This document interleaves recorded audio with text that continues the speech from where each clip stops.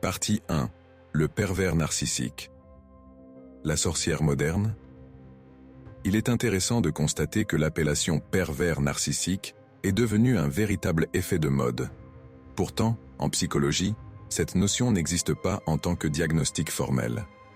Ce que nous appelons aujourd'hui un pervers narcissique renvoie davantage à la figure de Narcisse, ce personnage mythologique absorbé par son propre reflet jusqu'à en mourir.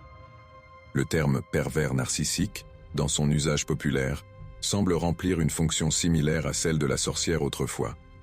C'est une figure symbolique que la société utilise pour stigmatiser des comportements jugés inappropriés ou dangereux. Mais pourquoi en parlons-nous autant?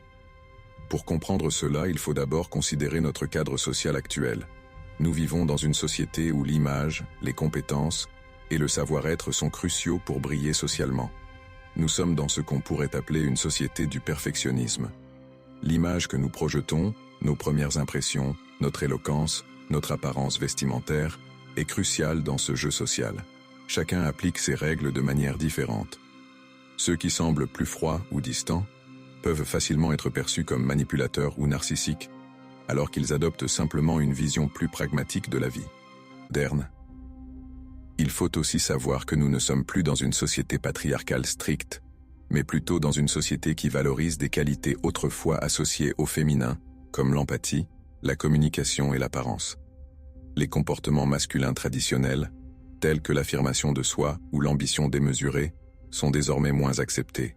Ce qui était autrefois considéré comme un signe de force est aujourd'hui souvent perçu comme un excès, voire une pathologie. On demande aux hommes de se montrer plus modestes, plus doux dans leurs interactions sociales. Dans ce contexte, des hommes trop affirmés peuvent être rapidement étiquetés de pervers narcissiques, alors que ce comportement pourrait être valorisé chez les femmes. Historiquement, la société a toujours trouvé des moyens de sanctionner ceux qui sortèrent des normes. Là où autrefois les femmes étaient accusées de sorcellerie et brûlées pour avoir défié l'ordre social, aujourd'hui, le terme pervers narcissique sert à salir l'image de certaines personnes, en particulier des hommes. Une image publique détruite dans notre société actuelle est l'équivalent d'une mort sociale. Ainsi, nous pourrions dire que le pervers narcissique est la sorcière moderne, une figure utilisée comme bouc émissaire pour expliquer ou condamner certains comportements dans une société en quête de perfection.